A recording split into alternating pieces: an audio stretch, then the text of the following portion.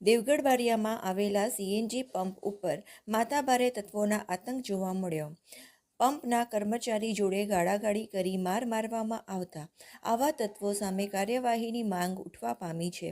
દેવગઢ બારિયા ખાતે આવેલા Arihant petrol pump ઉપર નોકરી કરતા હાર્દિક પંપ ઉપર હાજર હતો. તે દરમિયાન એક ઇકો કાર સીએનજી ભરાવા આવી હતી.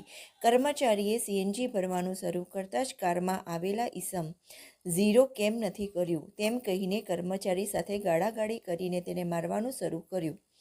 ઘટનાને પગલે આસપાસમાંથી લોકો દોડી આવ્યા હતા અને ઇકો કાર ચાલકને સમજાવવાનો પ્રયાસ કર્યો હતો, પરંતુ તેને કોઈની વાત સાંભળી ન હતી. બેફામ રીતે ગાળાગાળી કરી દાદાગીરી કરી હતી. સમગ્ર ઘટના પંપ ઉપર લાગેલા સીસીટીવીમાં કેદ થઈ હતી, જેના આધારે કર્મચારીએ દેવગઢ બારિયા પોલીસ મથકે લેખિતમાં અરજી આપી આવા માથાભારે ઈસમો વિરુદ્ધ કાયદેસરની કાર્યવાહીની માંગ કરી હતી.